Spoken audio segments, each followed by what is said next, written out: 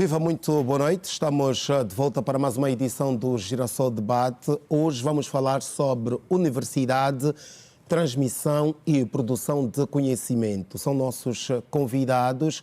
Cisaltina Abreu, no caso é socióloga e professora. Muito boa noite, bem-vinda uma vez mais ao Girassol Debate. Boa noite, Debate. muito obrigada pela oportunidade de estar aqui. Boa noite, telespectadores. Recebemos igualmente o docente universitário Armando Valente. Boa noite, bem-vindo. Boa noite, obrigado. Boa noite a todos. Muito bem. Também está connosco Margarete Nanga, investigadora, docente da Universidade Católica de Angola e trabalha normalmente com questões ligadas aos direitos humanos. Boa noite, bem-vinda. Boa noite aos colegas de painel, boa noite aos telespectadores. Muito obrigado. E também recebemos hoje Eurico Josué Ngunga, vice-presidente para a área científica e pós-graduação do ISPAGE, Instituto Superior Politécnico Alvorecer da Juventude. Muito boa noite, bem-vindo. Muito boa noite, obrigado, boa noite a todos e aos telespectadores. Muito bem, como disse, vamos hoje falar sobre universidade, transmissão e produção de conhecimento. Vamos querer perceber quais os desafios da ciência em Angola, o que é que temos estado a fazer em termos de produção científica. Para tal, começo por si, Cisaltina Abreu, como é que estamos neste domínio da universidade? O que é que se entende primeiro por universidade e que desafios é que temos neste quesito da produção de conhecimento? Bem, para começar, eu realmente gostaria de colocar a coisa como colocou agora. Primeiro a produção de conhecimento para depois haver disseminação. Não é? E, portanto, a ordem como estava inicialmente apresentada deve ser vista. Primeiro tem que se produzir alguma coisa que depois venha a ser usada e deva ser usada. A universidade tem embutido nessa ideia a ideia de universalidade, a ideia do todo. E ela vem, portanto, de uma perspectiva de ação que envolve não apenas o ensino, mas que envolve a produção de conhecimento e envolve um outro campo. E essa produção de conhecimento, em geral, é através da pesquisa, portanto, que se produz conhecimento esse que vai ser usado no ensino e que também vai ser usado, que deve ser usado também no outro tripé da universidade, no outro pilar da universidade, que é a extensão. Contrariamente ao que muita gente aparentemente pensa, que a extensão é quase como sair da universidade para chegar a algum lugar. Não, extensão não é isso. Extensão universitária é uma forma de produção de conhecimento com a sociedade. É a universidade colocar-se no papel de laboratório. Eu já lhe devolvo a palavra, estamos com um problema no seu microfone, daí que vamos tentar melhorar. Enquanto isso, professora Eurico, qual é a sua visão quanto a esta questão da universidade em Angola? Qual é o estado deste subsistema de ensino? Bem, claro, vou seguir aí um pouco o que a professora acabou de dizer, não é? É que pronto, a universidade é um local, um espaço em que há um universo, não é, de possibilidades de saber, de construção de saber, e a sua construção, a sua constituição, ela obedece a uma série de princípios, não é? E, naturalmente, tem os seus pilares, que são os 3 pilares, não é? Que é o ensino, a investigação e extensão e empreendedorismo. Agora nós temos empreendedorismo, através dos quais há uma produção, ou melhor, deve haver uma produção de conhecimento robusta. Quando fala deve haver é porque não temos estado a produzir? Não, temos sim. Eu estou aqui a dizer o que é a universidade. Okay. Como é que ela se constrói, ok? A universidade, volto a dizer, não é? Ela tem uma estrutura, não é? Que envolve, sobretudo, 3 pilares, não é? Que é o ensino, investigação e extensão e empreendedorismo, ok? E é a partir dali que há um conjunto de ações e saberes vão sendo criados, vão sendo produzidos para produzir conhecimento e que, naturalmente, esses conhecimentos vão reverberar naquilo que é o bem-estar das sociedades. Porque, afinal de contas, se a universidade não tiver esse foco, para nada serve.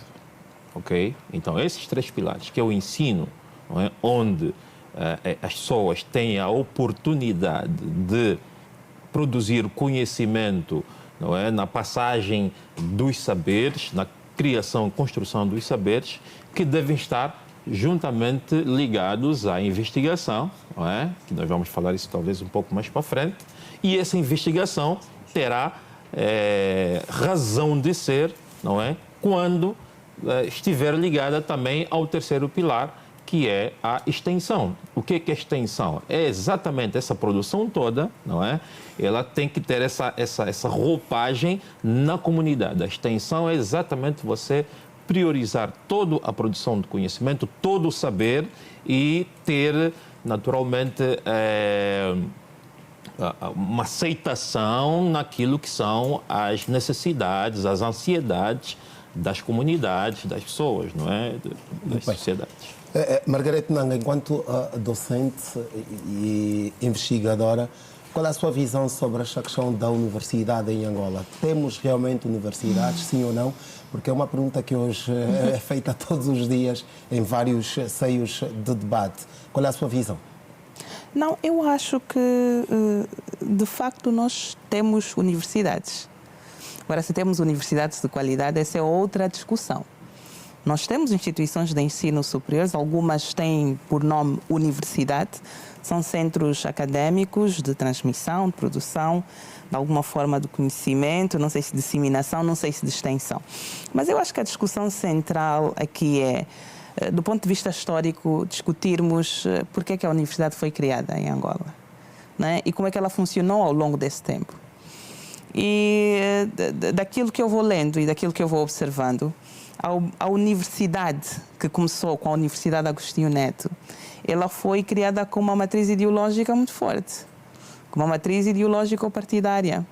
E na altura a universidade ela foi criada para formar quadros, mas eu não sei se existia digamos assim, um projeto claro de sociedade, um projeto claro de desenvolvimento, mas existia pelo menos uma ideia partidária e ideológica. Isso levou ao controle político da universidade, né? Então, os cursos, eles eram politicamente controlados a partir do momento em que os professores que davam aulas não eram quaisquer professores e as pessoas que iam lá estudar não eram quaisquer pessoas. Muitas vezes essas pessoas tinham de ser recomendadas, inclusive pelo partido, né? Então, o controle político, ele se nasce no centro da universidade, ele distorce a ideia de universidade. Porque a universidade tem que ser independente e autónoma dessas formas e dessas forças, certo? Mas hoje ainda se vê esta questão. Claro, vê-se principalmente no ensino público. Mas eu acho que cada vez mais diluído. Cada vez mais diluído. Cada vez mais diluído, não porque estejamos a exercitar a verdadeira liberdade académica, mas cada vez mais diluído porque não se consegue controlar tudo. Mas já não faltam tentativas. Tanto não faltam tentativas que isto está regulamentado. Há o artigo 101, se não me falo, da Lei de Bases do Sistema de Ensino e Educação, que diz que todas as instituições de ensino superior estão sob coordenação do Ministério do Ensino Superior. Coordenação, quando o papel do Ministério devia ser apenas supervisionar e regular. Também diz supervisionar e regular, mas a primeira expressão é coordenar. Então, como é que uma instituição de ensino público vai coordenar a ação de entes privados que deviam ser autônomos? E a autonomia é dos pilares centrais de uma universidade, de uma instituição de ensino superior.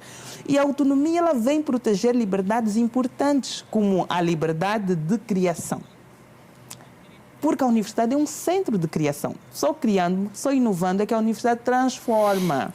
Então, se lhe retira a capacidade de criar, se retira a essência da universidade. Que tipo de conhecimento se vai produzir se o que se quer é controlar este conhecimento, né? Então, eu acho que temos aqui um campo para continuar a discutir a essência, a razão e o papel da universidade em Angola. Ok. Nós já voltamos assim, Margarete Nanga. A doutora Cesaltina Abreu tem a palavra para concluir o que eu dizia. Eu queria fazer um reparo. A Universidade de Angola foi criada em 1963. Estudos Gerais Universitários de Angola. Eu referia-me ao período da independência. Venâncio dos Landes, Jorge Vieira, no governo de Venâncio dos Landes, e o secretário da Educação era Jorge Vieira da Silva. E eu estudei nessa universidade. E depois a Universidade de Luanda. Que era a Universidade de Hoje a Luanda, Universidade Agostinho que depois da independência, então, Passou a ser a Universidade passou Agostinho a ser Continuou a ser a Universidade de Luanda. de Luanda. Só se chamou Universidade de Agostinho Neto depois do falecimento dele, em homenagem Em a Agostinho homenagem, em Neto, por 1980, ter sido não é? ele o primeiro reitor depois da independência. Depois da independência. Está feita a Mas- história, voltemos ao Mas, debate como tal. pronto, as questões que a Margarete colocou e que o professor Até não era Mbonga a Universidade de Angola, hein? De Luanda, de Angola, passou depois para Agostinho Angola. Neto. Agostinho Neto. Muito bem.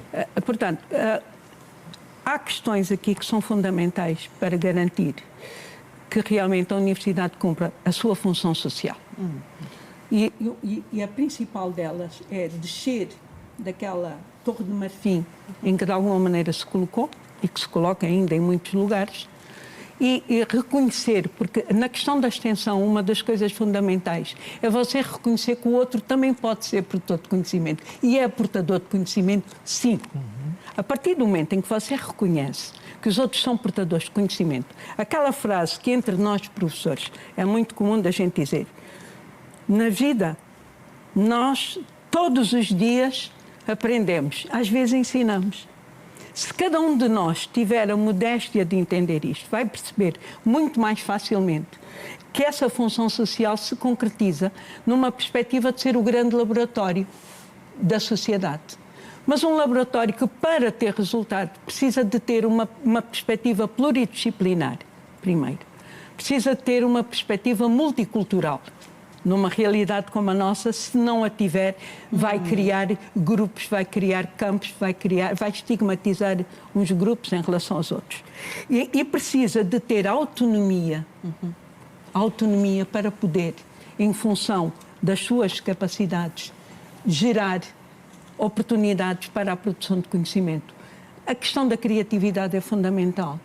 Se nós não conseguirmos estimular a criatividade, nós estamos a dar passos no sentido, por exemplo, de estimular o plágio, a falta de respeito, isso já relacionando com outro tema em discussão, que é, se nós não conseguirmos estimular o novo, a produção do novo, nós primeiro vamos estagnar, não Será vamos uma conseguir, reprodução. e vamos entrar naquilo que a universidade não deve ser, que é a reprodução de conhecimento. As coisas são dinâmicas. O que hoje está relativamente bem definido, amanhã deixa de estar porque algo novo apareceu e precisa de ser entendido, precisa de ser classificado e precisa de ser enquadrado dentro de uma perspectiva de produção de conhecimento. Então, eu creio que o que distingue a universidade das instituições de ensino superior é que a universidade é uma instituição de ensino superior, mas com essas características, com autonomia, com liberdade académica, com a capacidade de realmente se colocar através dos seus 3 pilares nessa posição de laboratório da sociedade e com a sociedade estabelecer. Eu gostaria de pedir-lhe licença para dizer uma coisa. Tudo o que eu estou a falar aqui é resultado de processos muito antigos. Há 50 anos, nós produzimos no AMBO, tenho muita honra de poder dizer isso, produzimos no AMBO uma proposta para a Angola independente, que devia, em função das suas necessidades e possibilidades, definir o seu sistema, a sua visão de desenvolvimento, a sua visão, o que pretende em termos daquilo que se chama desenvolvimento e o que ensino precisa de ter para produzir as pessoas necessárias para isso. O projeto chamava-se Repensar o Ensino em Angola.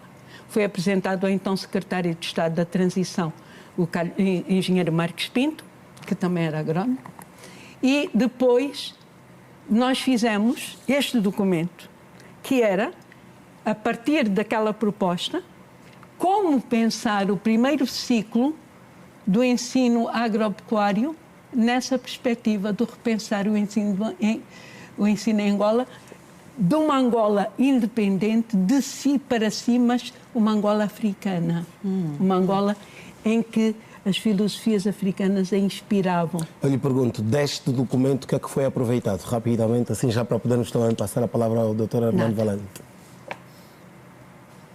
Nada. Nada.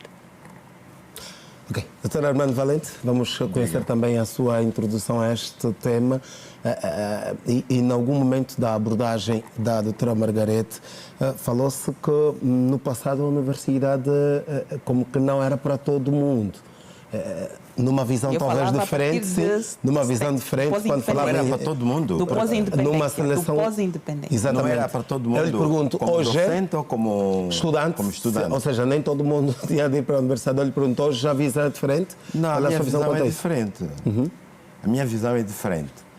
É preciso nós termos presente que os contextos políticos e sociais de qualquer sociedade marca todo o processo que nela ocorre. A universidade, em última instância, é um processo social É um também. processo social. E esse processo social é marcado por aquilo que esteja a acontecer no país. Reparem que, e vou saltar para a América, no tempo do Biden, agora, estava-se a dar muito espaço pela ideologia do gênero. Ok?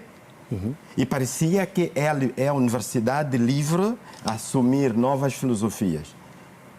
O homem que vai entrar agora já avisou que todas as instituições acadêmicas que tiverem a dar vida à ideologia do gênero não vai financiar. É nos Estados Unidos da América. Portanto, qualquer indivíduo que está no poder, de alguma maneira, ele nunca vai deixar o ensino ao livre-arbítrio das pessoas que estiverem, porque é isto que vai determinar o seu poder Mas ou não. aí não retira a liberdade Não, daquilo que nós estamos a falar, primeiro- que é Eu da também acho que esse não é universidade. um bom Desculpa-me só. exemplo, professor. Desculpa-me só. Eu também acho que esse não é um bom exemplo. Eu não vejo, por exemplo, eu sou das ciências agrárias e nós temos liberdade para investigar e tratar daquilo que nós queremos investigar. O que nos falta é dinheiro. Eu não vejo correntes, amarras, na minha faculdade, na minha universidade, que me impeça a pensar diferente. Inclusivamente, várias vezes nós negamos atividades de cunho político e dizemos, não, desculpa, isso não é para a universidade e não vamos fazer. Está a falar de que universidade?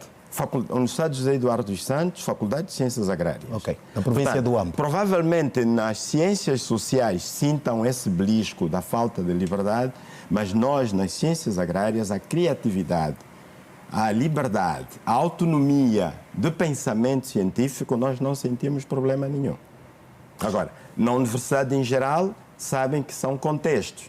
Há especialidades que tocam mais com o poder político, que provavelmente podem sentir mais belisco. Margarete, mas não na queria nossa rebater área, a não. questão deste exemplo que é dado aqui pelo professor Valente. Sim, eu acho que o exemplo do professor não é adequado. Talvez, se nós quisermos pensar a universidade para o futuro, talvez a Finlândia fosse o melhor exemplo, porque, de facto, como disse a professora, o pressuposto da universidade é a universalidade. Isso pressupõe ser um espaço inclusivo, ser um espaço para todos, caminha com todos, não é? A universidade não devia ser elitista. É verdade que em vários lugares do mundo, alguns cursos, algumas instituições de ensino superior se tornaram elitistas, não é? E isso não nos tira, de facto, a Mas capacidade... todo mundo deve ir à universidade? Não, isso não nos pode Não, mas- retirar a capacidade de criticar que o elitismo é uma forma de exclusão da universidade. É uma forma de exclusão, né? E o elitismo... mas não é na nossa universidade. Eu não sinto elitismo na nossa universidade. Bem, Como não? Eu vou penso falar... que um aqui, exemplo, eu penso professora. que aqui a questão da exclusão Pode dar um ou exemplo? elitismo, eu penso que aqui Eu não vejo. Eu vou dar um exemplo. Eu penso que Faz aqui, favor. Prático e pragmático. Mas vamos... eu penso que aqui há alguns vieses que devem ser tidos em conta. Porque quando se diz que, no início, quando se criou a Agostinho Neto e tal, como disse a colega Margarete, nem todos tinham a oportunidade de ir à universidade, etc., eu penso que aqui são questões Todos contextuais. E todos tinham, sim. O que Exato. não havia capacidade suficiente. A universidade era De pequena. absorção. De absorção de todos toda a os- vaga. Exatamente. E tanto é assim que o governo de Angola, como tinha pouca capacidade para absorver a universidade, mandou-nos Para fora estudar. do país. Porque ele não tinha infraestrutura nem capital humano suficiente para responder. E depois tem E outra. por isso deu bolsas massivas a todo mundo. Exatamente. E depois tem outra. Tem também a E questão nas bolsas das... não havia seleção. Tem também das... Eu tive colegas em Cuba que eram Vamos até deixar parentes Trabalhar da temas de UNITA, terminar para gente podermos da ouvir os FNLA. outros. Exatamente. Ok. E tem também a questão das potencialidades endógenas de cada região. Ok? Nós temos Luanda, tinha uma outra característica, Uambo, uma outra característica, Lubango, que eram as principais, Eram os três polos. os três polos mais importantes, não é? E que havia essa facilidade de acesso tanto nas próprias cidades, capitais, e também quanto nas próprias instituições de ensino superior.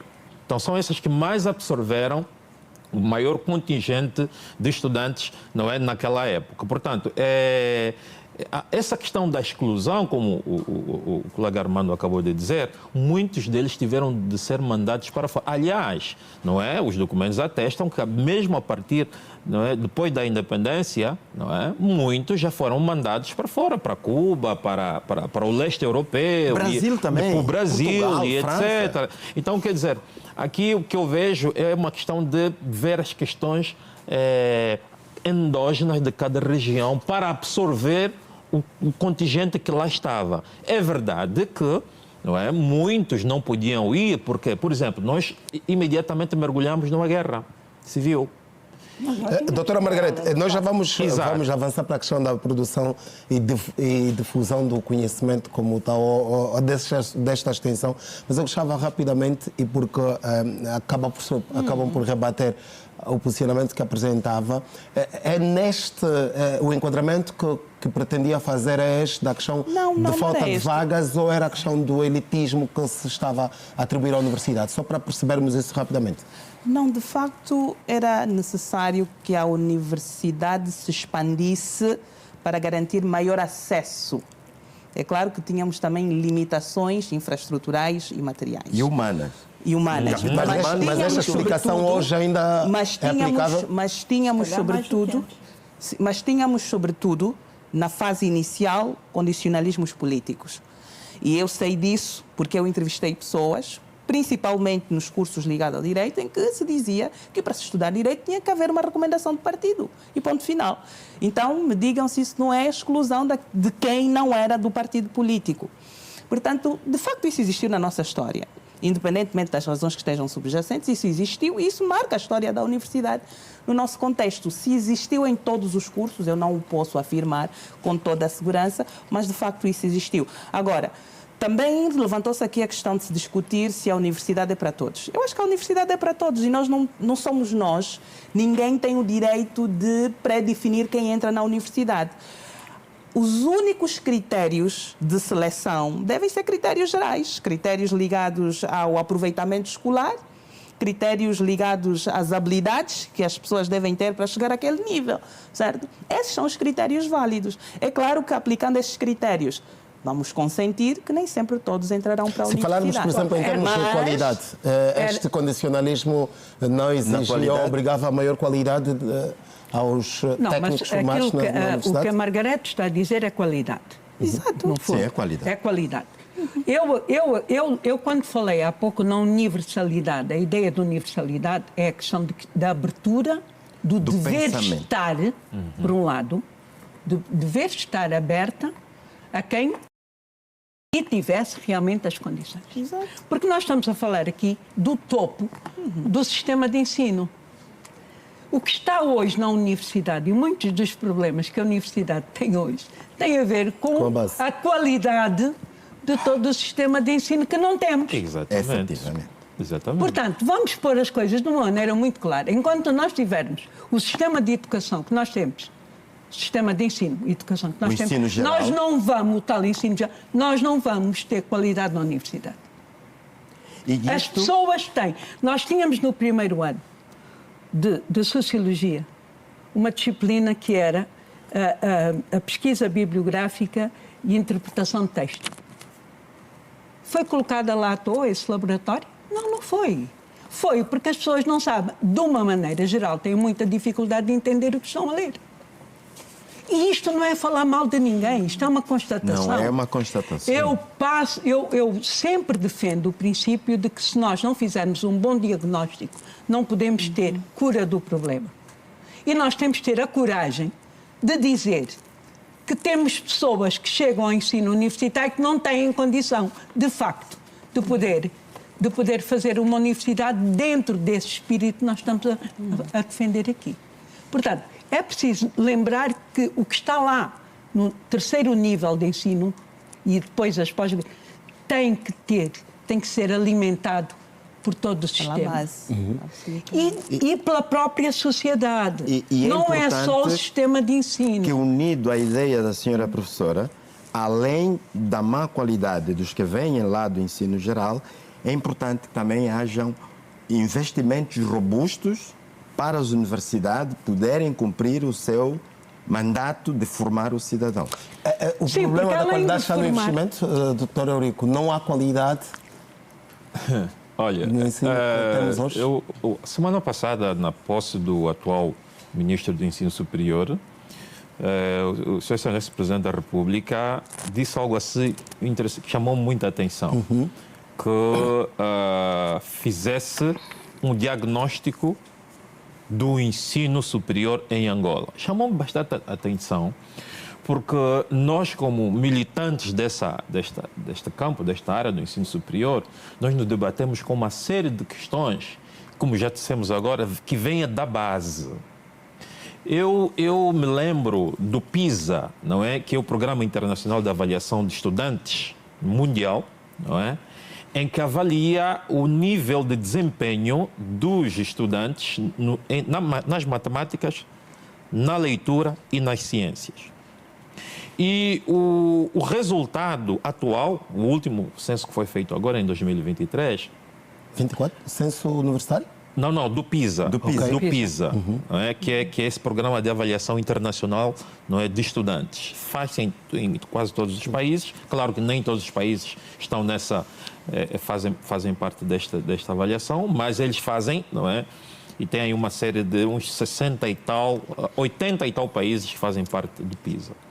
E um dado interessante é que o nível, não é, de escolaridade, o nível de percepção dos estudantes, não é, nesses países avaliados, caiu substancialmente. Por quê? Porque não há leitura, a cultura da leitura. Não há. Porque não se lê. Não se lê. Lembro muito bem que há uns 3 anos ou 4 anos atrás, antes de o atual ministro da Cultura tomar a pasta, ele concedeu uma entrevista na TPA em que diz que os professores angolanos, sobretudo do ensino de base, não sabem ler nem escrever. O Filipe Zau, Sua Excelência Filipe Zau. Sim. E é uma verdade, isso vem desta avaliação do PISA. Por quê? Porque não há cultura da leitura. E por que não há cultura da leitura? Isso porque não há um investimento, perguntou-me sobre investimento, não há um investimento sério, não é, em recursos técnicos e tecnológicos para que o aluno tenha acesso a um livro, por exemplo. Porque o livro no nosso país é muito caro. É muito caro. E não só. E não está disponível. E a lei, Há muito e nós pouco. temos a lei aqui, a lei aduaneira, em que Os impostos aos livros. isenta a importação de livros didáticos, livros científicos no país. Mas eu vou lhe perguntar, vou lhe desafiar a procurar importar 100 livros.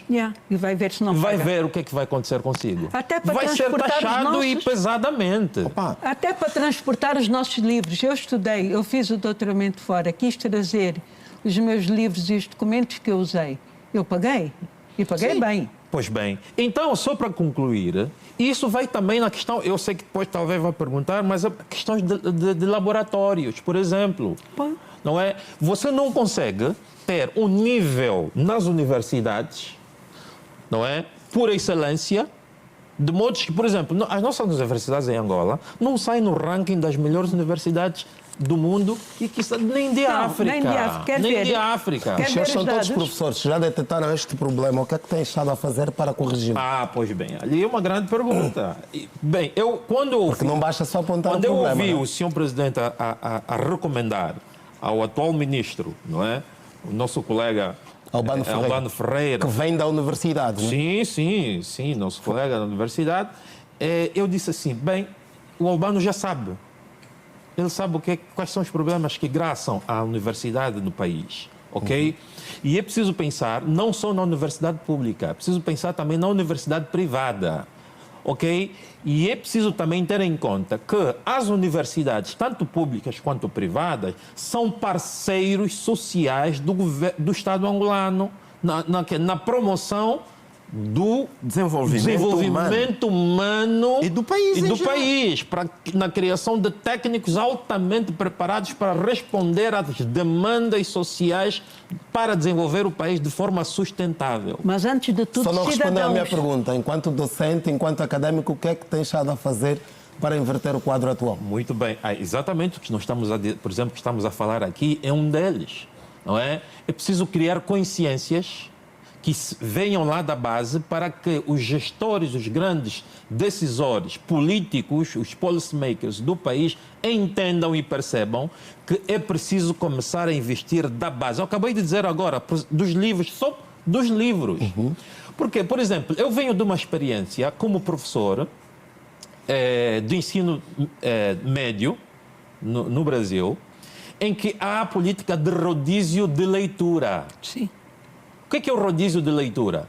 As escolas de base, da mais tenra idade até o ensino médio, devem estar altamente apetrechadas com toda a literatura possível para que os alunos em todas as classes tenham a possibilidade de ler diversos livros, diversas literaturas em forma de rodízio. E depois lhes é cobrada. Significa que num trimestre, por exemplo, ou num semestre, o aluno terá lido 20 livros. Ou mais até. Então, vai ver a capacidade e o nível que este indivíduo terá até chegar ao ensino médio em termos de percepção. Aqui vem o PISA. Como é que um professor que está no ensino médio, no ensino superior, não sabe ler, não sabe escrever? Por quê? Porque não tem a cultura. E o professor do ensino superior pergunta-lhe se já publicou um artigo científico numa revista indexada. Nunca produziu. Mas ali, atenção, muitas dessas revistas indexadas você tem de pagar para publicar. Ainda tem isto. E agora vais ver, ele tem um salário péssimo, ou mau salário, não tem uma instituição de financiamento que lhe ajuda a pagar esse artigo e, portanto, fica ali como o ovo e a galinha. Quem é a culpa? De não ter dinheiro ou não publicar? Exato. Mas também não é só a publicação em revistas indexadas. Até livros Se também. nós realmente valorizarmos a produção de conhecimento e o tal papel da universidade enquanto laboratório da sociedade, pode haver e deve haver a valorização da produção de conhecimento que ajuda a resolver os problemas que existem na sociedade. E é a própria sociedade que vai valorizar a universidade e que vai valorizar aquele professor ou aquele conjunto de professores. Portanto, há aqui, mas é a história do ovo e da galinha que a gente tem. Eu tenho artigos, tenho livros, inclusive tenho livros em inglês, publicados em várias agências e tudo. Não tenho, mas se me perguntar o que eu valorizo mais do ponto de vista de impacto é aquilo que eu fizer aqui e que ajude realmente, não apenas a criar melhores condições de vida. A minha perspectiva da universalidade é muito na perspectiva do bem comum, do interesse público, tá? E se eu conseguir isso, para mim, é realmente...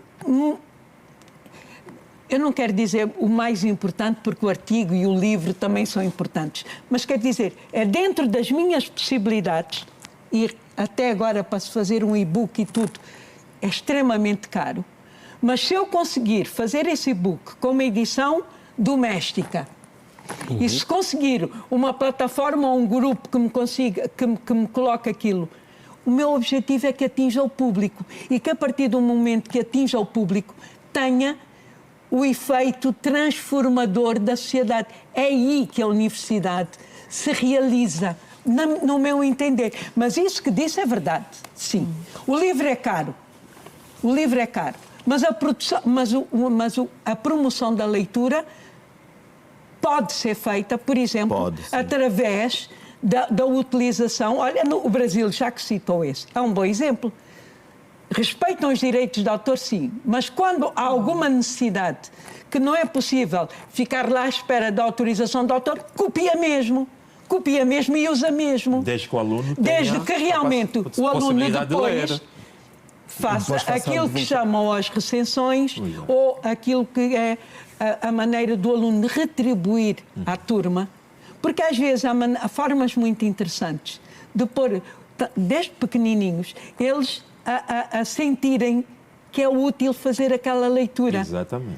Quando você valoriza a criatividade que eles vão usar a contar aquela história que leram, você está a fazer um bem enorme, porque está a ajudar a promover aquela criança a não ficar limitada. Margarete Nenga, também gostávamos de ouvi-la quanto a esta questão do custo. Eu lhe perguntava se o problema é realmente essa questão de investimento, de financiamento ao ensino como tal e até do livro que falámos aqui, que é muito caro.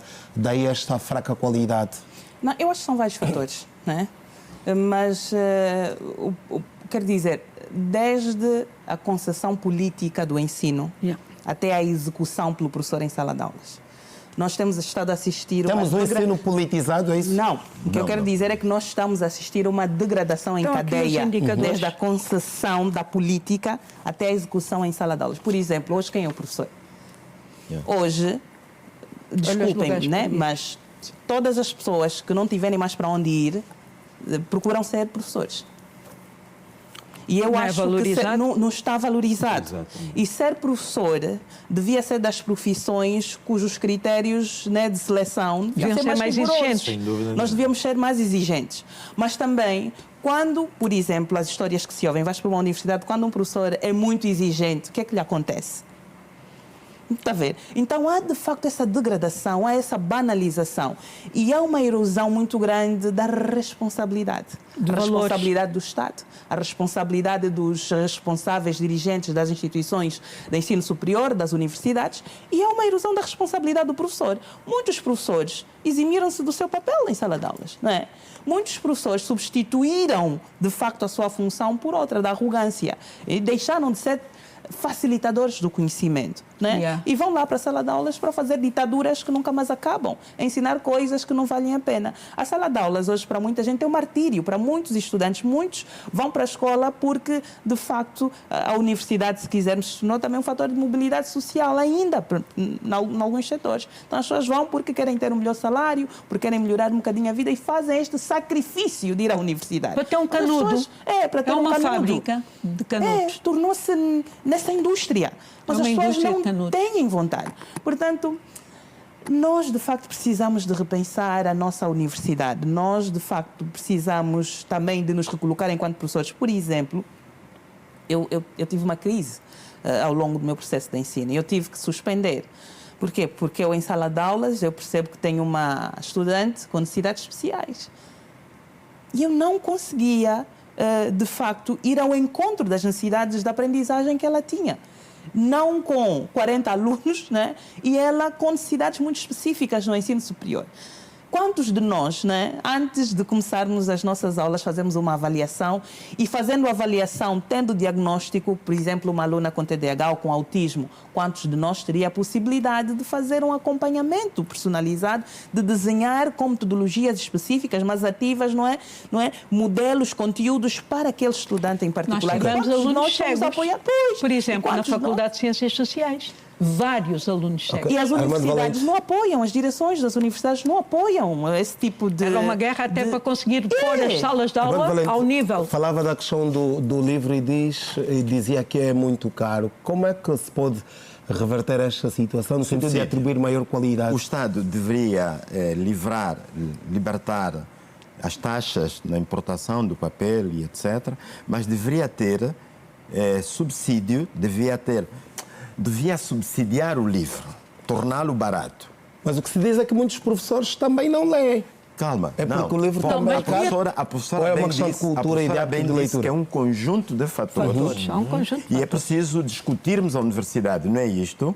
Então, vamos discutir a universidade, mas que não seja duas pessoas chamadas para darem opinião e acabou. Não, vamos discutir a universidade à Há uma vontade, questão social. sem pressa, e rebatermos todos os fatores que representem travão no desenvolvimento da universidade. Eu dirigi um centro de investigação. E eu, logo que entrei para aquele centro, que é um centro de ciências naturais, eu pedi logo uma especialista em sociologia. E eu queria compreender que houvesse a sociologia da investigação, perceber o papel social, o impacto social, os problemas sociais da ciência. Me faço entender? Sim, a abordagem. A abordagem Queria ter era os elementos importante necessários que esta para... investigação que nós estamos a fazer, qual é o impacto que tem socialmente? Exato. É a função E é social da importante, a universidade. função social. E por isso é que o debate social, na óptica que a professora está a dizer, da universidade, desinibido, é importante. É importante e, como já recomendaram que o ministro faça um diagnóstico da universidade, e eu gostaria que ele promovesse debate nas universidades. Isso. Debates sem selecionar ninguém.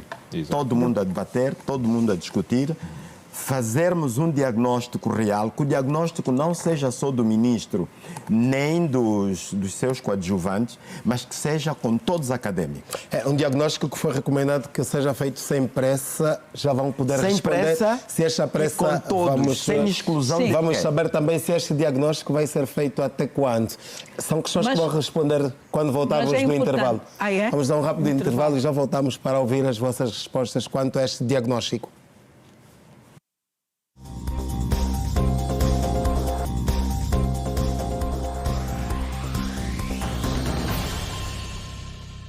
Uma vez mais, muito boa noite. Estamos de volta. Hoje, no Girassol Debate, estamos a falar sobre universidade, produção e transmissão do conhecimento. Fazemos aqui esta colocação do tema, porque primeiro preciso produzir para depois transmitir o próprio conhecimento a levar para fora das universidades.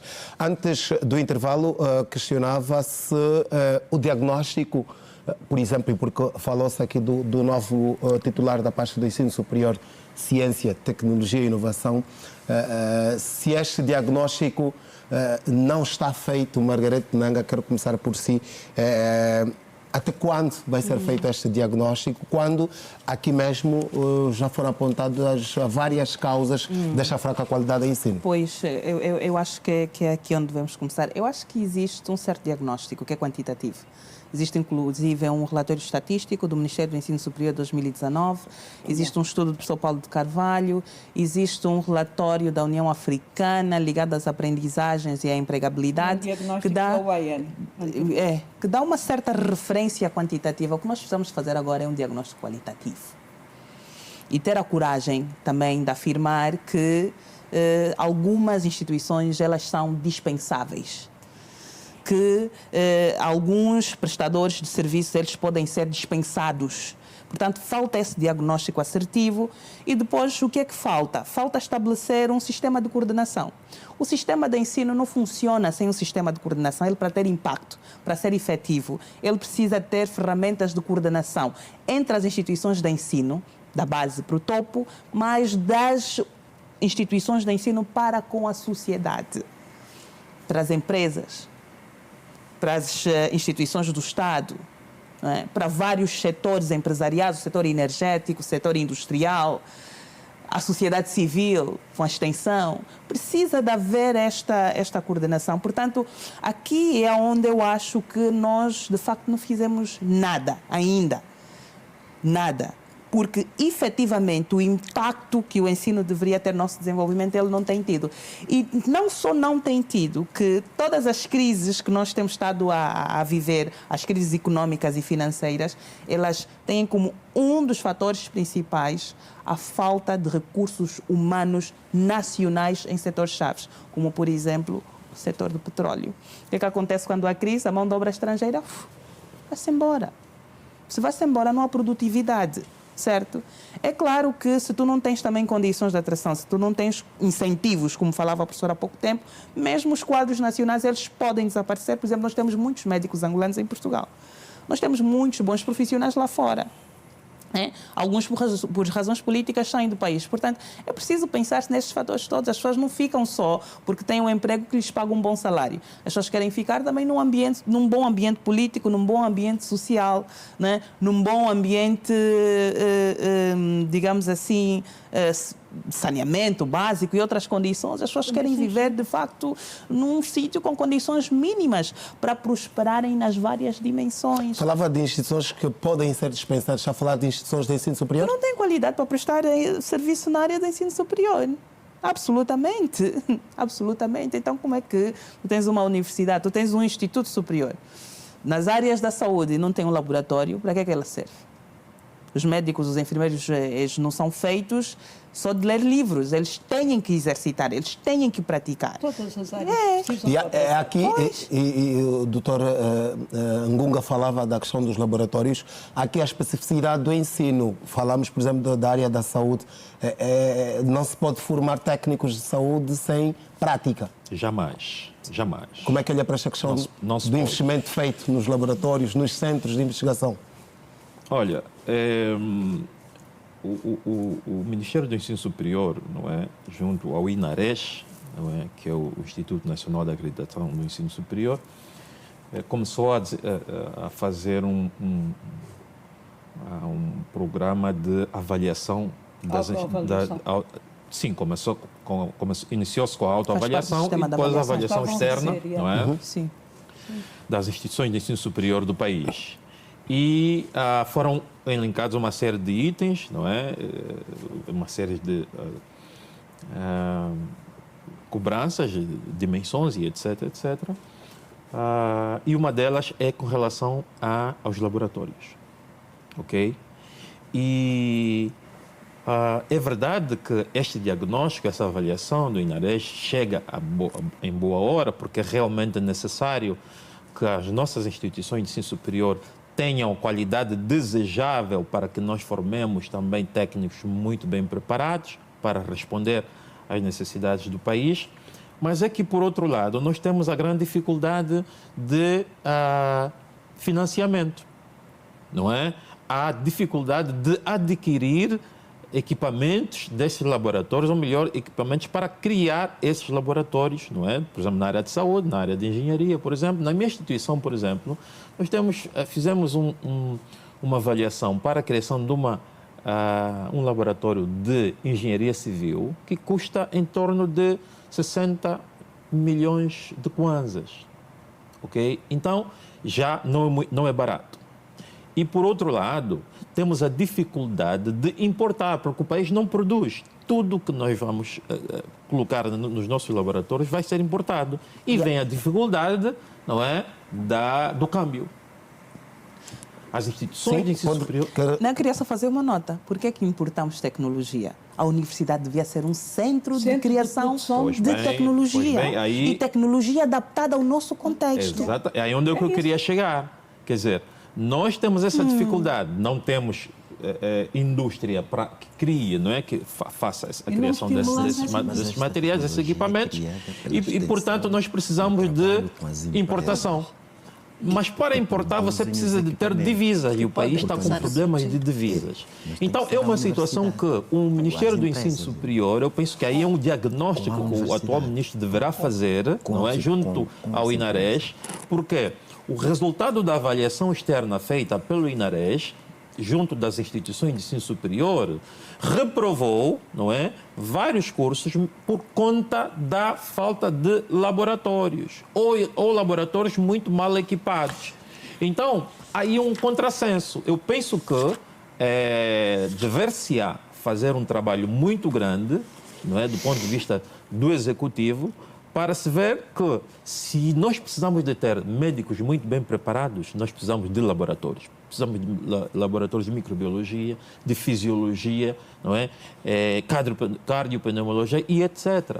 Se você não tiver estes laboratórios, nós teremos médicos profissionais de saúde a matar muita gente.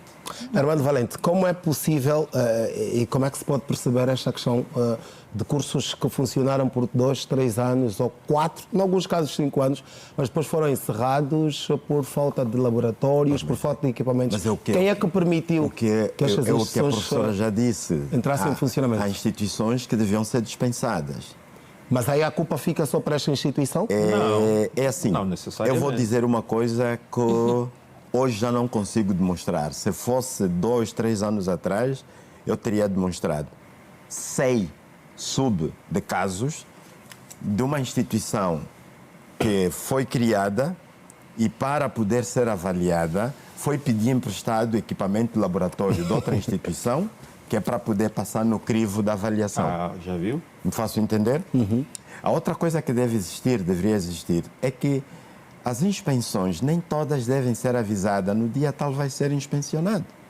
Apareçam para ver, viemos fazer uma visita, ver como é que estão os vossos laboratórios. Mas há um problema, os 2 colegas falaram de equipamentos que o país não produz. Os insumos também não. Também não, exatamente. Há tempos vi manoras para comprar alguns reagentes para coisas correntes. Estou a te falar de placa Petri, tive de comprar fora. Placas Petri. Meios de cultura para desenvolvimento. Equipamento. E como é que conseguiu comprar e como é que conseguiu trazê-lo? Do dinheiro tive de pedir a um amigo que está em Espanha, comprou, enviou e pedir a alguém que vinha de Portugal para trazer. Já viu? Portanto, nós não temos só o problema de equipamentos para o laboratório, senão também dos insumos para o laboratório. Estou a te falar dos reagentes, meios de cultura, etc, etc. Portanto, temos dificuldade. Já houve uma altura que o país tinha algumas empresas a representar. Mas depois da nossa crise, a desvalorização do Kwanza, as empresas desapareceram e todas eram estrangeiras. Já É voltamos importante aqui que a professora falou da extensão. De facto, as universidades não são as responsáveis, elas podem ter a tecnologia, mas deve existir a ligação com as empresas, externo. ligarem com as empresas para que as empresas desenvolvam essas tecnologias com assistência técnica das universidades. Mas também na investigação científica, o financiamento não tem de ser necessariamente só do Estado.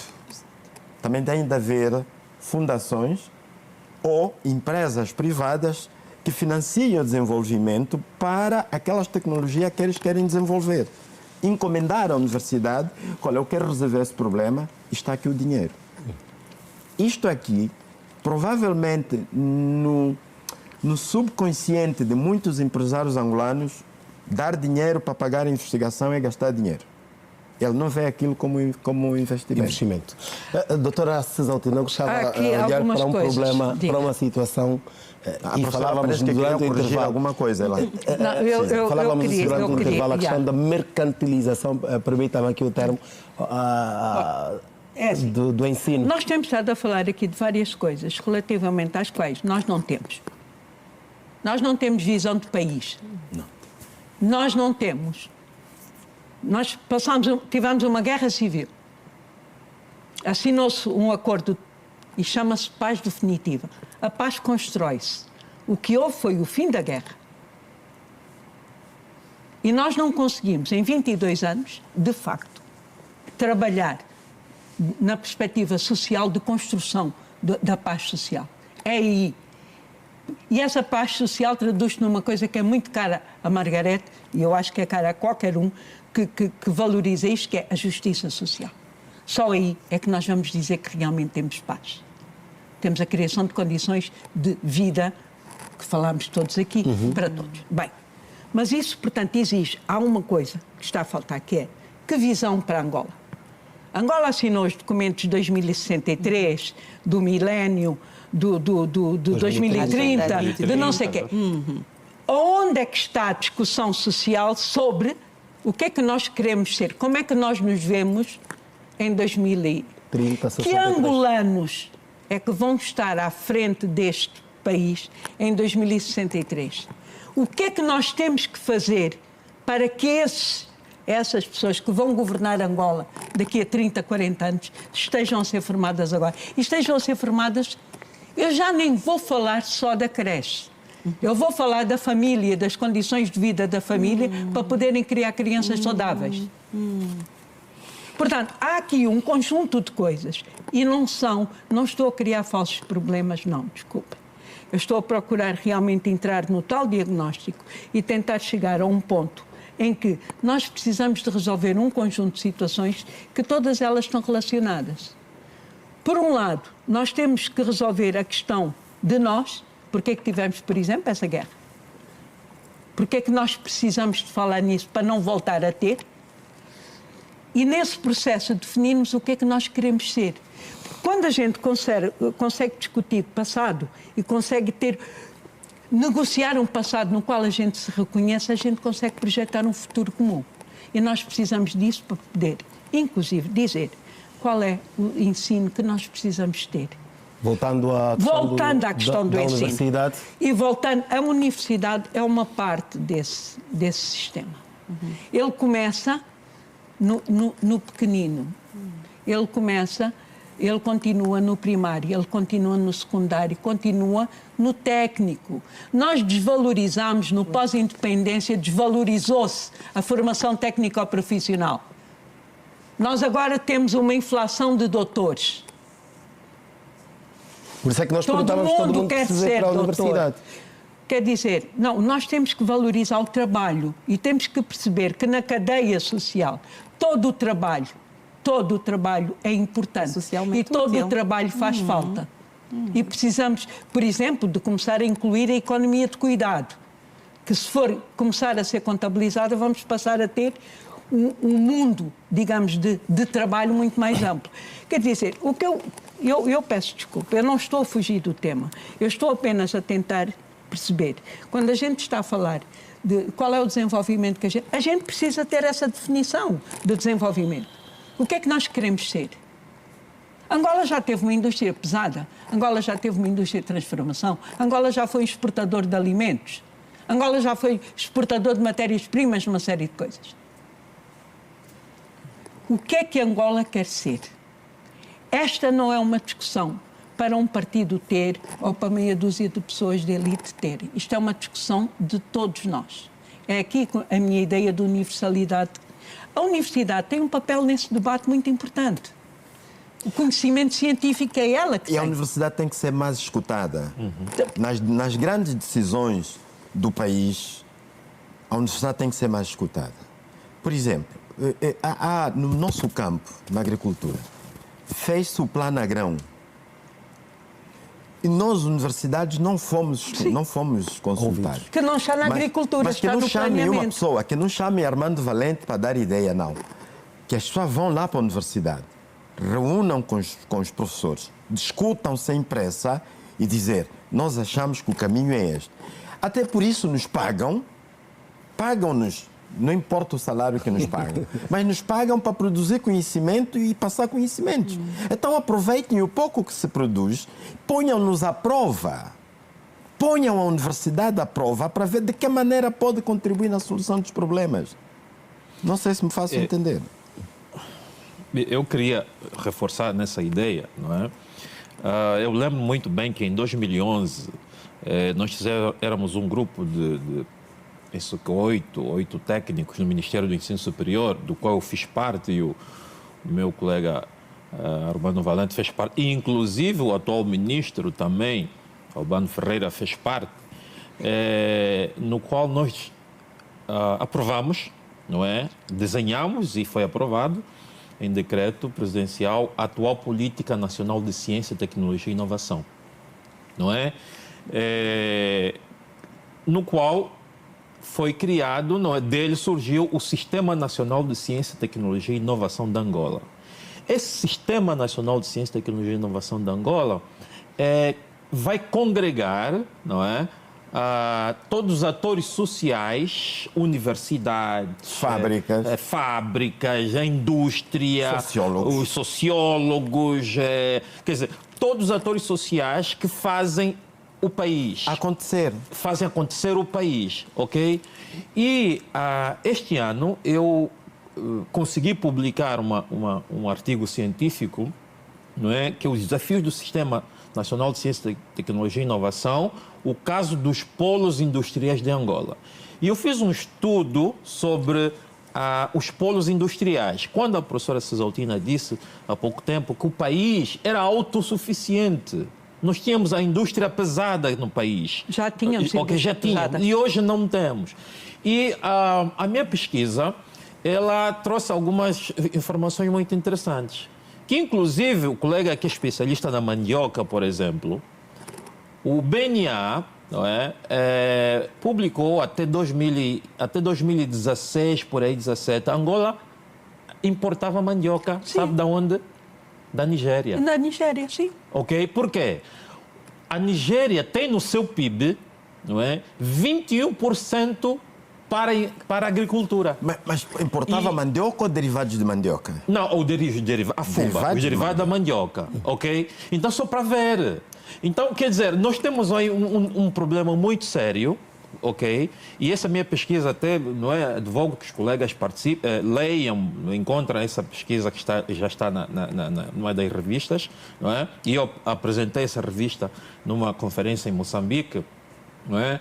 E o resultado dessa pesquisa mostra que, apesar de que existem documentos reitores do governo angolano para que os polos industriais sejam implantados no país, ainda há uma timidez muito grande, porque por conta dessa falta de sistematização da ciência, tecnologia e inovação em Angola. Por quê? Porque as universidades não estão a ser tidas em conta, os técnicos que estão lá, embora parcos técnicos, embora os recursos também serem parcos, que estão lá, não estão a ser tidos em conta. Portanto, é impossível você ter um polo industrial robusto em Luanda, um polo industrial robusto na Kaala, um polo industrial robusto na Catumbela, por exemplo. Por quê? Porque não há esse investimento. Quando já nos perguntou o que tem que se fazer, que tipo de investimento? Exatamente. Esse investimento deve ser coordenado a partir do Sistema Nacional de Ciência, Tecnologia e Inovação de Angola, congregando todos os atores sociais, a indústria, os industriais, os comerciantes. Senhor doutor, não é? companheiro, se a universidade for contactada para tomar decisões, eles vão mostrar este problema se resolve assim, com aquele Exato. acordo. Não é para Este tomar problema decisões, é se para faz criar assim. alternativas. Nós não vamos tomar decisões. Não Nós vamos vamos deixar. Mostrar o caminho. Por exemplo, A neste universidade momento, possibilita que se tomem neste decisões momento melhor em informadas, Angola, né? para produzir o papelão para fazer as caixas de que nós somos autossuficientes, a cola é feita de amido. Este amido pode ser feito de milho ou de mandioca. Mas reparem, o amido que é utilizado em Catumbela e em Luanda para fazer o papelão é importado. É importado. Vem até do Israel e do Egito. O amido vem para aqui. Mas o que é o amido? É aquilo que no milho chamávamos maisena. Maisena. E na mandioca é o que se chama fécula. A fécula. Pode ser feito aqui, temos. Como tem Mas a como batata não há também, fécula na de batata, batata. na batata doce, na batata reina, mas como nós não há ligação com as universidades para nos perguntarem como é que podemos resolver esse problema, nós só vemos passar assim por ar que vai-se fazer isso. Margarete Nanga, e a universidade vai continuar à espera deste contacto? Nós temos falado. Deixa-me nós só temos terminar atuado. a pergunta para poder responder. Ia dizendo, a universidade vai continuar à espera deste contacto porque todos os anos mais universidades, mais diplomados, pouca ciência. É falta de confiança nesta universidade que nós mesmos Não, eu acho que construímos? não seria justo dizermos que a universidade vai continuar à espera. Eu acho que existem alguns académicos, pouquíssimos, raros, que continuam a liderar movimentos importantes nas universidades. A professora Cesaltina é uma delas. Né? É uma delas. Há pessoas que investigam, há pessoas que trabalham para viver o papel da universidade na sociedade. E esses exemplos também devem ser destacados, devem ser exaltados. A professora Cesaltina, a professora Catarina, a professora Alves da Rocha, Nelson Pestana, estes são os que eu conheço. Né? Mas existem milhentos no âmbito, os professores devem conhecer outras pessoas que têm uma militância académica efetiva. Agora, Mas ter lá um são professor. heróis. Sim, exatamente. Ter lá essas pessoas a fazerem esse trabalho não cria o efeito sistémico que nós queremos. Nós queremos um efeito sistémico. Portanto, nós estamos cansados de políticas que não são efetivas. Pode existir o Plano Nacional de Ciência e Tecnologia, mas não é efetivo. E não é efetivo por quê? Porque do ponto de vista político, as pessoas nem sequer sabem para que aquilo serve. Não é?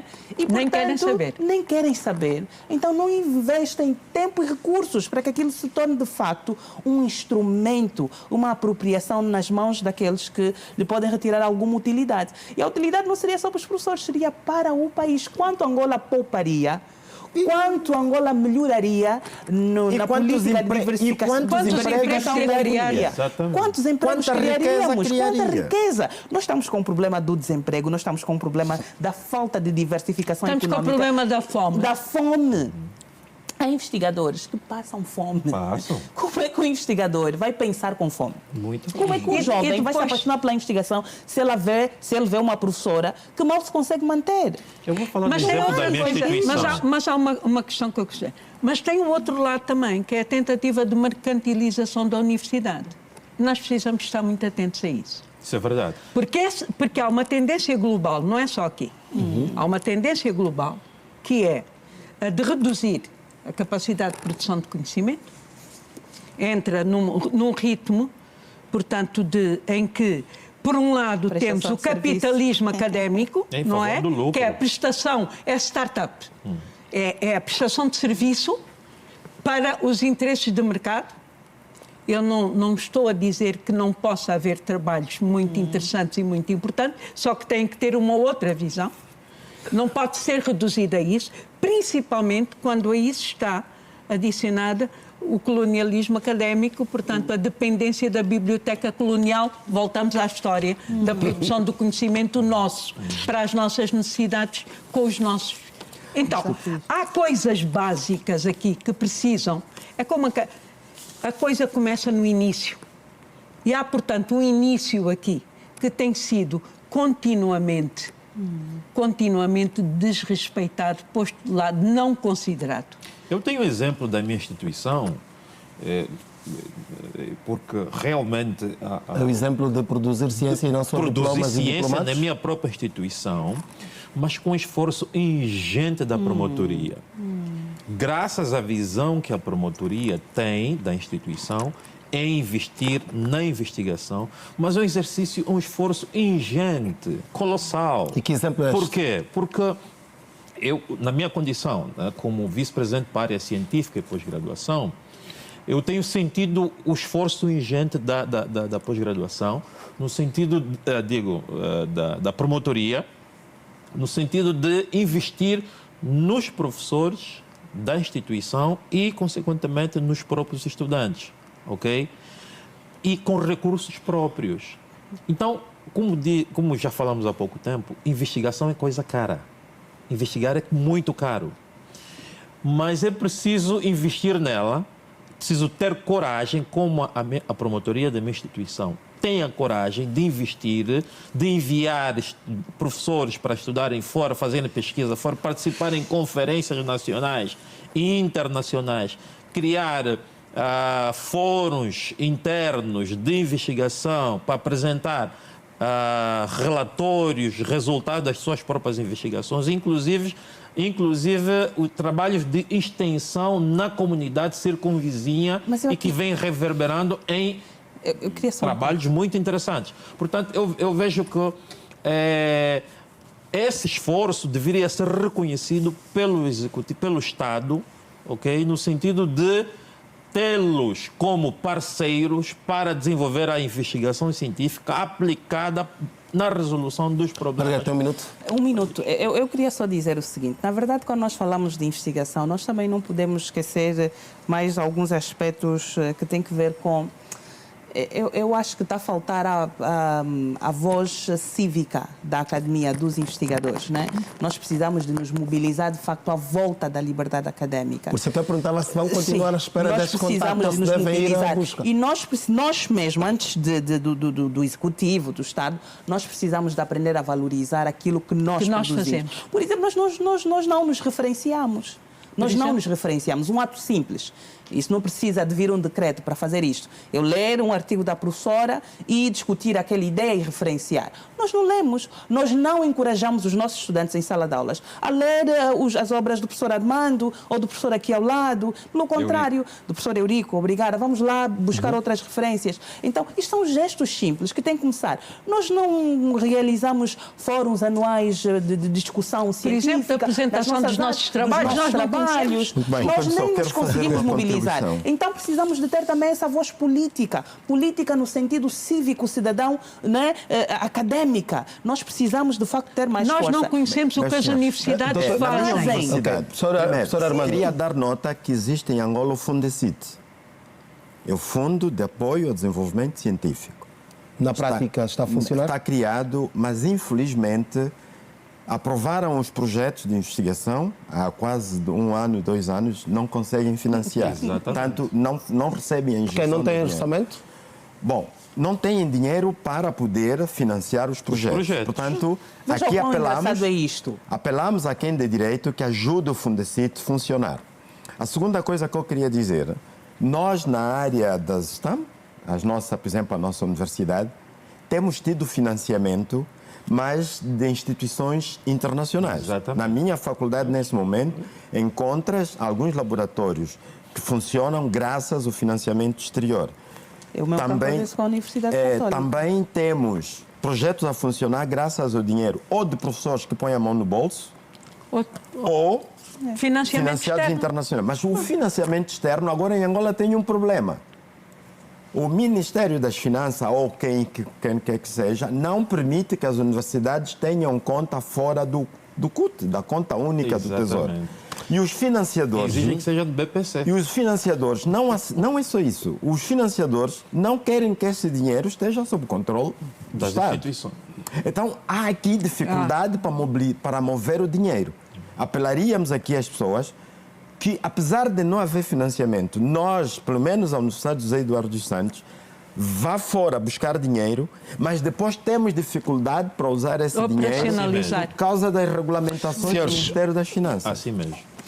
Mas por que é que não há este financiamento, esta desconfiança dos parceiros internacionais? Não, porque as regras da gestão do financiamento em Angola não se compadecem com o ritmo da investigação científica. Não sei se me faço entender.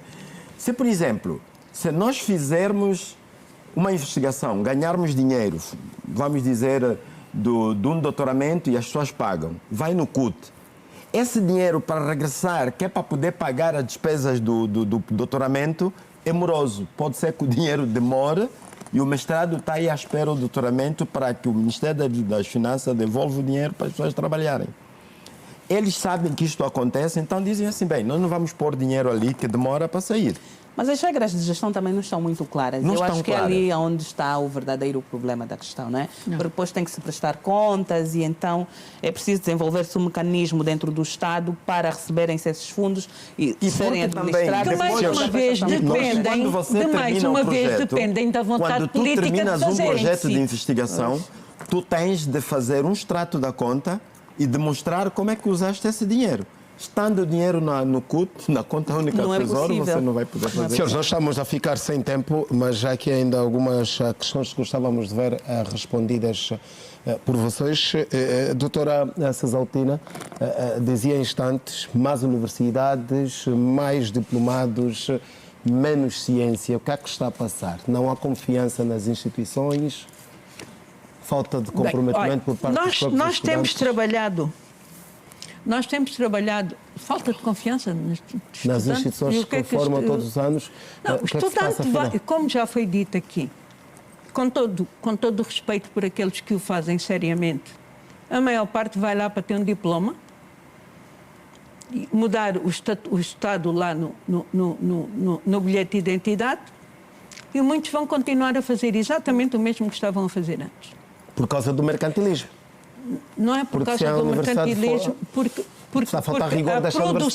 porque a produção de conhecimento, porque o exercício da função do ensinar e aprender, porque os 3 pilares não funcionam e não se harmonizam. O estudante está na universidade, precisa ter pesquisa, precisa de alimentar, precisa ter laboratórios. Mesmo nas sociais nós temos laboratórios. Sim, tem.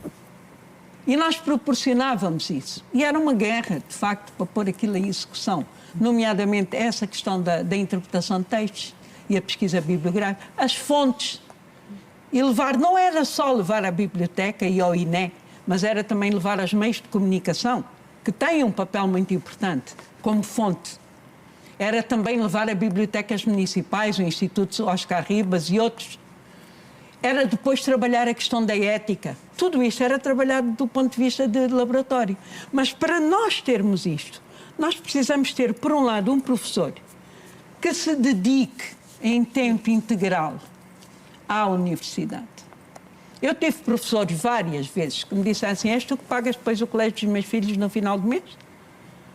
Quando, por exemplo, a gente tentava fazer a famosa reunião de quarta-feira à tarde, que era o trabalho do departamento, porque ali pode parecer que era uma simples reunião. Não, nós ali estávamos a tentar articular. Há coisas relativamente às quais as várias disciplinas se podem articular e ajudar a que a percepção seja muito mais conseguida com esse trabalho houve uma altura que eu dizia que algumas pessoas que trabalhavam no departamento eram entregadores de pizza. Entregavam uma pizza aqui, outra pizza acolá, mas não havia aquilo que é fundamental haver numa universidade e aqui a distingue da IES, que é exatamente o trabalho de equipa, que é exatamente a interdisciplinaridade lá mesmo dentro das várias unidades orgânicas da universidade. Portanto, a produção de conhecimento. Houve o Covid. Nós lançámos um desafio à universidade e aos nossos colegas. Chamámos-lhe a Mucanda aos nossos concidadãos. Tivemos 5 assinaturas.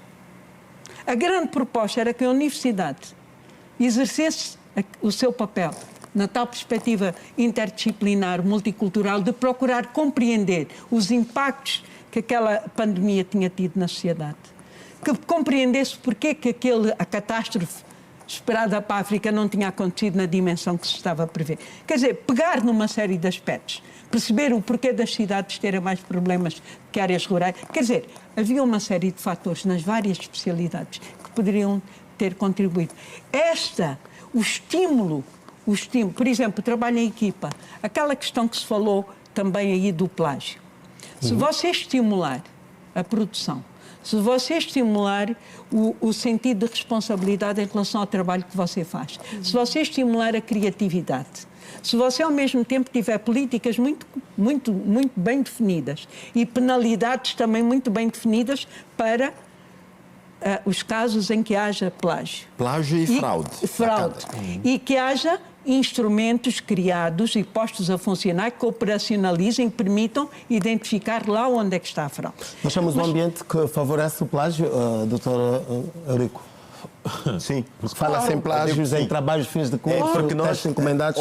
Hoje existem, os países têm aplicativos oficiais ferramentas para isso. Que obrigam qualquer defesa, qualquer trabalho tem que ser entregue em suporte eletrônico e testado nesse aplicativo.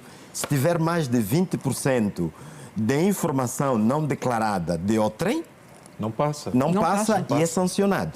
Nós não temos isso de forma uniforme nas universidades. Não temos. Como a professora disse, o órgão coordenador ainda não disse qual é o aplicativo, de que forma vai ser e como é regulamentado. E é exatamente nesse ponto que eu queria tocar, porque existe, eu sempre gosto de tocar num adágio, não é?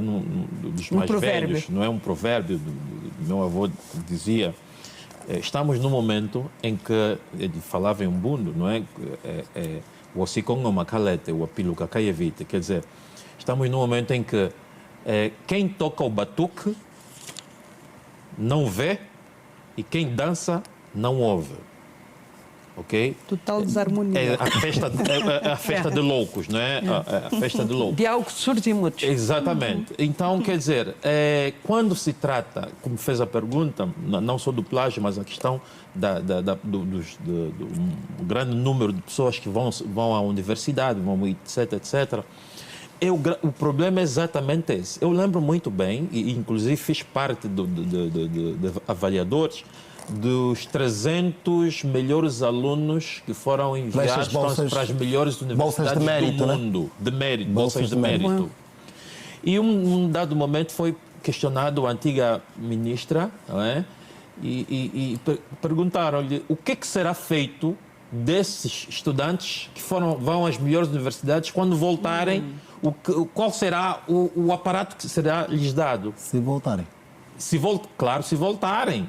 E aqueles que voltarem, com toda a certeza, não é? Eles não terão o apoio que deve ser para que ele consiga desenvolver. Já que estudou nas melhores universidades do mundo, ele deve encontrar um aparato técnico, tecnológico, trabalho para poder... É o que aconteceu com a Coreia do Sul. Hoje nós temos a Coreia do Sul, quase todos os equipamentos que nós utilizamos vêm da Coreia do Sul. Por quê? Porque eles investiram também, os melhores alunos de mérito foram para as melhores universidades do mundo e voltaram, mas encontraram parques tecnológicos, camp das melhores universidades da Coreia, portanto tornaram-se melhores universidades e desenvolveram o que é a Coreia hoje. Então, o desafio hoje, como disse a professora, é que o indivíduo ele vai para a universidade para conseguir o seu papelzito, o seu canudo, não é? Para poder encontrar qualquer coisa, um emprego, etc., para poder sobreviver. Porque hoje vivemos na lei da sobrevivência, não da produção de conhecimento para desenvolver o país de forma sustentada e dar, não é, um país... Mas ainda bem que orientaram para fazer o diagnóstico, né? Exatamente. Esperemos que sejamos todos ouvidos e pudermos participar. Esta questão do diagnóstico é discutível, porque vocês já disseram que está feito. Mas a professora disse, Margarete, é preciso, o diagnóstico quantitativo está, mas o qualitativo tem que ser feito. Mas eu ainda agregaria... Mas até quando este diagnóstico vai ser feito? Bom, mas o presidente disse ao novo ministro que não tenha pressa. Para não ter pressa, exatamente. Mas eu acho que contactar as universidades existentes, criar grupos de debate livres, sem escolha, sem Tem de criar primeiro um ambiente de confiança para que as pessoas se sintam realmente à vontade para falar. Essa é a primeira coisa. Tem que ser feita. Não esperar ouvir o que tu queres ouvir, senão até aquilo que dói. Acabou. Exatamente. E depois vermos como resolver para não continuar a doer. Porque uma coisa é o diagnóstico, depois é a convivência que você tem com aquilo que você diagnosticou. São dois momentos. Mas para fazer o diagnóstico é preciso uma coisa que nós não temos. É confiança para poder realmente vencer o medo, o receio e tudo aquilo que tem feito com que as pessoas não se manifestem e que possam realmente contribuir de uma maneira, cada um dando o seu melhor, dando a sua opinião, para que esse diagnóstico realmente... E uma vez feito esse diagnóstico, depois vem a coragem. É o que eu estava a dizer.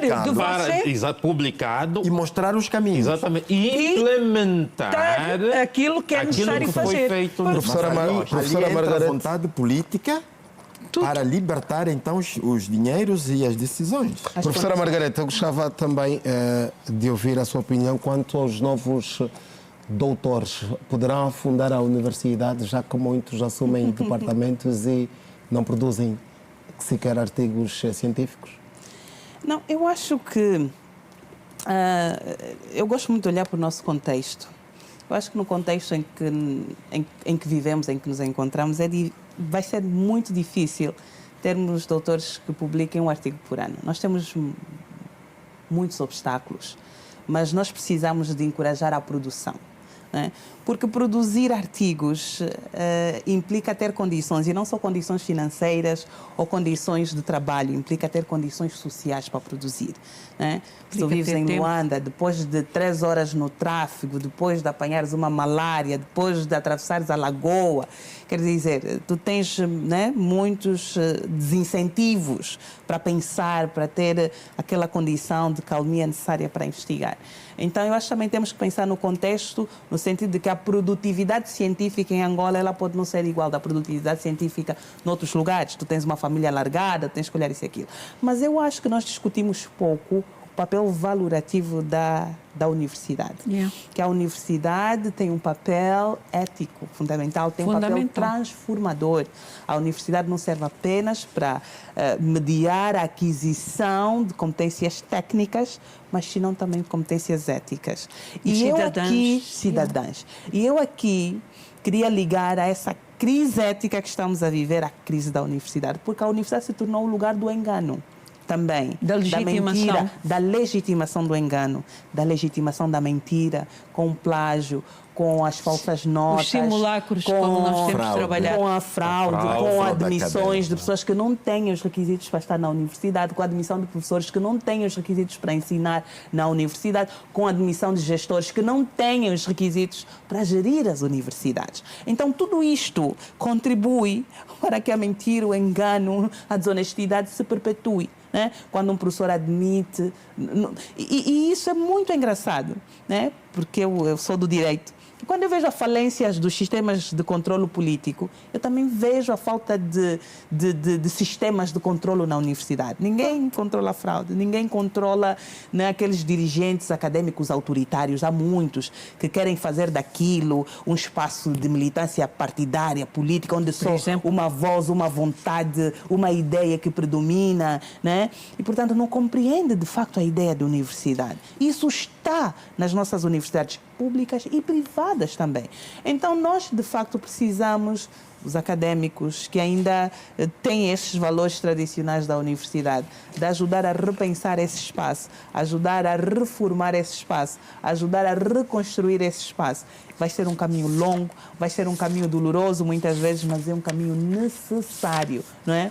E eu, portanto, não quero só falar para os políticos, no caso, o atual ministro, o novo ministro do Ensino Superior, mas eu quero falar mesmo para os académicos, para os professores, para os estudantes. Nós precisamos de ter a voz fortalecida. Nós precisamos de aprender a defender os nossos interesses comuns, defender os valores principais. E promover o bem público e o interesse geral. Temos de ser capazes de sair de cada uma das nossas áreas de conforto. Exato. E sermos capazes de perceber o papel que o exercício dessa atividade com liberdade académica, com o vencer os medos e o afirmar de valores, possa permitir... Falou uma questão dos medos, por exemplo, muito interessante. Eu tenho uma experiência de banca de jurados, não é? De licenciatura e mestrado. E eu tive, não vou dizer, mas assim, participei de umas 5 bancas, por exemplo, em que eu fui o arguente, não é? E fomos descobrir, não é, que o trabalho apresentado, não é, cujo o orientador é expatriado, não é, os trabalhos foram copiados, não é, de seus estudantes no seu país de origem e simplesmente jogou no Google, ok, traduziu para o português e fez uns pequenos arranjos, mas muito mal feitos, e apresentou. Quer dizer, é uma tremenda falta de respeito, uma tremenda falta de ética, ok? E uma falta de humanismo, humanidade, vamos dizer assim. Mas o senhor professor disse que nós estamos numa situação de que quem toca o batuque não vê e quem dança não ouve. Exatamente isso. Então e a professora disse que estamos num ambiente complexo de vários fatores. Isto tudo permite... Eu acho que o que ela já disse, sim, dá aso para muitos problemas. Exatamente. Depois falta de regulamentações, falta de instrumentos para detectar isto. E falta de vontade para resolver o problema. Não, até pode haver vontade, mas você não tem um aplicativo que possa detectar isto.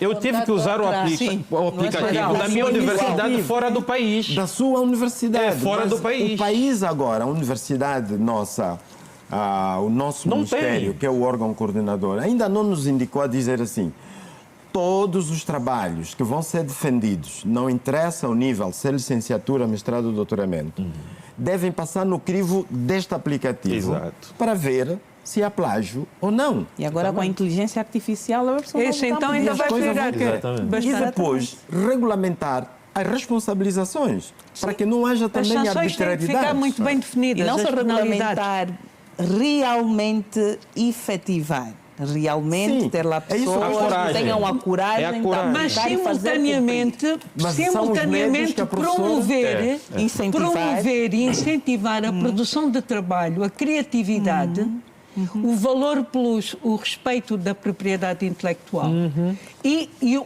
a criação Valorizar.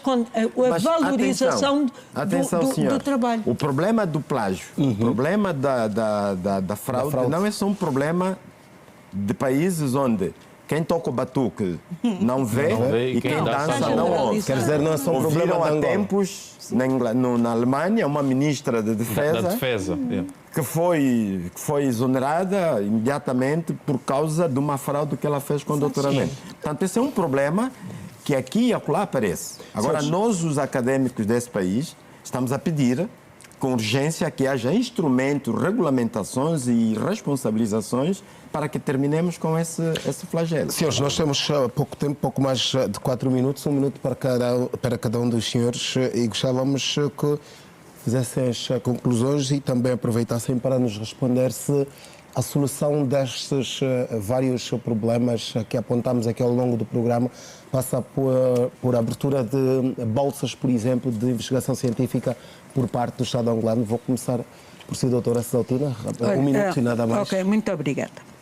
Eu, para mim, e como tenho procurado defender, a Universidade deve promover o fortalecimento de uma cultura democrática, o fortalecimento dos valores ligados com essa vida democrática em sociedade, portanto, com esse respeito pela universalidade, pela diversidade que nos caracteriza.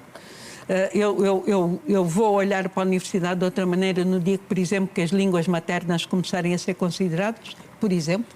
É uma das muitas outras coisas que tem que haver. Volto a referir o seguinte.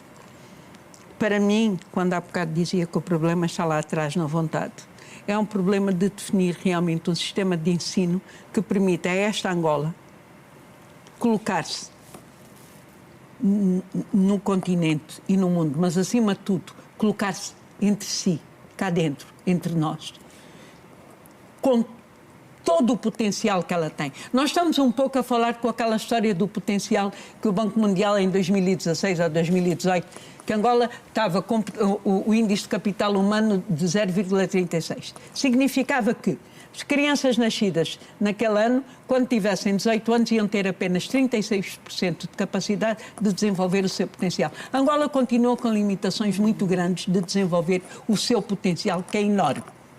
Precisamos, então, de vontade política e precisamos de respeitar, inclusive, compromissos que temos. O compromisso da Dakar estipula para a educação 20%. O compromisso da Abuja 15% para a saúde, que é muito importante também para isto que estamos a Precisamos concluir, por favor.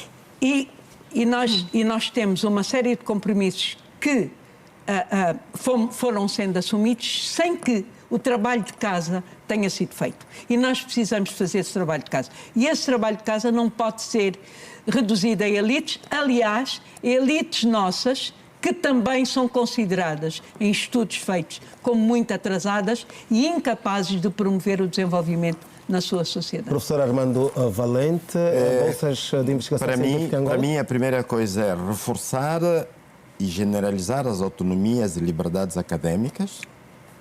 E a segunda coisa, não precisamos criar novas bolsas de financiamento, porque já existe o Fundicit. Precisamos dar financiamento, financiar o Fundicit e dar pernas para que caminhe. Portanto, foi criado, mas não está a funcionar por falta de dinheiro. Mas que este dinheiro, a sua dinâmica do funcionamento, não seja como dentro das atuais regulamentações da utilização do Orçamento Geral do Estado, ordem de saques, o dinheiro... Porque o investigador precisa receber os 50 milhões de kwanzas que ele tem para a sua investigação, ainda que termine o ano civil, ele sabe que em janeiro ele tem acesso ao seu dinheiro para continuar a trabalhar. Okay. E não lhe dizer, ainda não recebemos o orçamento deste ano e por isso não podes trabalhar. Portanto, as bolsas académicas, o que chama as bolsas académicas em Angola, que é o Fundecit, que já existe, tem a direção criada, tem como é que fazem os homens procedimentos. os seus procedimentos e os colegas que fazem os revisores todos a trabalhar, os referings, mas precisa-se de dinheiro para que os investigadores como eu, que o seu projeto foi aprovado há quase 2 anos, até agora não avança porque não tem dinheiro. Porque o dinheiro não Doutor Eurico? Bem, eu começaria por dizer que universidade é coisa séria, muito séria. E eu insto as autoridades angolanas a levarem mesmo muito a sério. E também isto ao novo ministro, não é? E ele, claro que conhece, sabe muito bem que a universidade é uma coisa muito séria. E eu me resvalo na fala da antiga primeira-ministra da Alemanha, não é? Angela Merkel, não é? Angela Merkel. A Merkel, que diz que não pode comparar o salário de um professor universitário, de um professor de forma geral, com um juiz, ok? Não pode ser. Dali é que nós vemos onde está a Alemanha hoje, do ponto de vista, não é, do ranking das universidades, do ponto de vista da economia. A Alemanha é a maior economia mais pujante da Europa.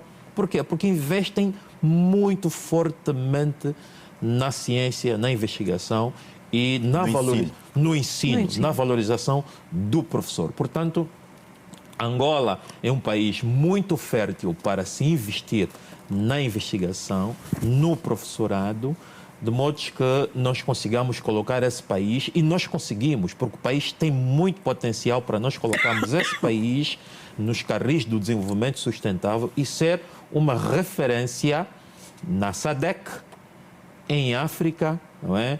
E no mundo. Até mesmo nos Palopes, por exemplo, nós podemos ser uma referência muito forte nos Palopes. E com certeza nós chegaremos lá. E eu tenho fé que nós vamos conseguir, e faço fé também ao meu colega Albano, que é o atual ministro, né, que conte conosco como académicos, como profissionais, como investigadores, e ele conhece-nos a nós e muito bem, a mim e o Valente, não é? Armando Valente, porque trabalhamos durante um bom tempo no Ministério e, portanto, acredito que nós poderemos fazer desse país um grande país, investindo no capital humano. Professora Margarete, queremos concluir consigo esta questão da investigação científica, a necessidade ou não de se criarem bolsas em Angola, ou estão identificadas as causas? Nós podemos ter vários outros modelos de financiamento à investigação. Nós temos que discutir e encontrar entre todos o mais eficaz para nós, eu acho. Mas eu acho que não há desenvolvimento do sistema de ensino sem que o Estado assuma o seu papel regulador, sem que o Estado financie de forma robusta e consistente todos os processos principais e todos os processos complementares do sistema de ensino para as aprendizagens efetivas, como a saúde, a alimentação, por exemplo. As crianças que vão com fome à escola, elas não aprendem no ensino de base ou no ensino superior, certo? Então é importante que o Estado tome consciência da sua responsabilidade para a promoção de um verdadeiro sistema de ensino. Mas é também importante que esse sistema ele seja construído a partir daquilo que a professora sempre ensina. Não a partir de políticas governamentais, mas a partir de políticas públicas.